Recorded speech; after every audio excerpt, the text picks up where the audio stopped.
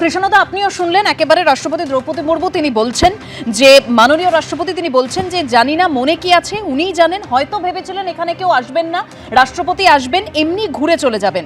তিনি আরো বলছেন যে সাধারণভাবে রাষ্ট্রপতি এলে মুখ্যমন্ত্রী আসেন, কিন্তু মুখ্যমন্ত্রী আসেননি। এবং তিনি বলছেন যে আমিও বাংলার মেয়ে, কিন্তু আমাকে তো আসতেই দেয় না, হয়তো কোনো কিছুতে রাগ হয়েছে।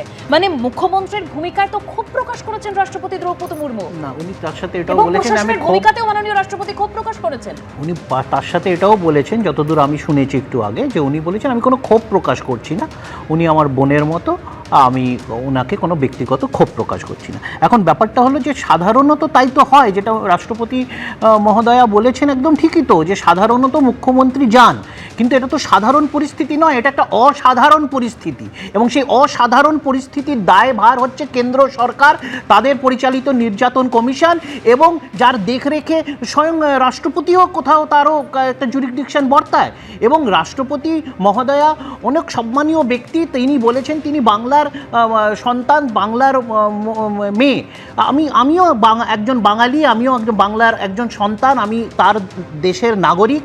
আমি বলতে পারি যে যখন বাংলার 60 লক্ষ মানুষ এবং তার সাথে আরও কিছু প্রায় 10, 12, 20 লক্ষ মানুষ, প্রায় 70-80 লক্ষ মানুষকে ভোটাধিকার থেকে বঞ্চিত করা হচ্ছে, তখন আমাদেরও তো প্রত্যাশা থাকে যে দেশের প্রথম নাগরিক, দেশের রাষ্ট্রপতি, আদিবাসী মহিলা রাষ্ট্রপতি, বাংলার মেয়ে রাষ্ট্রপতি, সে এই বাঙালিগুলোর পাশে দাঁড়াবে। তার সিংহাংশ একটা বড় অংশ তাদের মধ্যে আদিবাসী, যাদের নামে লজিক্যাল ডিসক্রিপেন্সিতে কখনো ঝুলিয়ে রেখেছে এবং অনেক কাউকে ডিলিট করে দেওয়া হয়েছে। সে তালিকাও আমরা প্রকাশ করেছি। আজকে মুখ্যমন্ত্রীর মঞ্চে, গতকাল মুখ্যমন্ত্রীর মঞ্চে অনেক আদিবাসী মঞ্চ ছিল।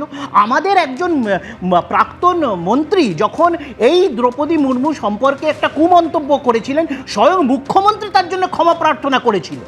মুখ্যমন্ত্রী তাকে দিয়েও ক্ষমা প্রার্থনা করেছিলেন, মুখ্যমন্ত্রী নিজে ক্ষমা প্রার্থনা করেছিলেন।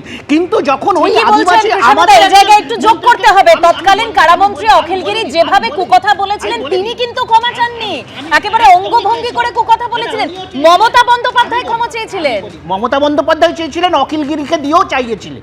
কিন্তু যখন বীরবাহা হাসদা, আমাদের আরেকজন আদিবাসী মন্ত্রী, তার সম্পর্কে আরেকটি কুকথা শুভেন্দু অধিকারী বললেন, বিজেপি তার এখনো অব্দি নিন্দা অব্দি করেনি, তাকে দিয়ে ক্ষমা প্রার্থনা তো অনেক দূরের কথা। সুতরাং আদিবাসী সেন্টিমেন্ট, আদিবাসী ভাবাবেগকে নিয়ে দয়া করে ছেলে খেলা বন্ধ করুন। বিজেপি শাসিত রাজ্যতে আদিবাসীদের উপর কীরকম নির্মম অত্যাচার করা হয়েছে, তাদেরকে মানুষের বাহ্য পদার্থ গেলানো হয়েছে, এই চিত্র আমরা মধ্যপ্রদেশ, এই চিত্র আমরা মহারাষ্ট্র, এই চিত্র আমরা হরিয়ানাতে দেখেছি। তো দয়া করে আদিবাসীদের পাশে নেত্রী প্রথম দিন থেকে ছিলেন। নেত্রী, আমি এবার শতরূপাদের কাছে যাব। এবিপি আনন্দ, এগিয়ে থাকে, এগিয়ে রাখে।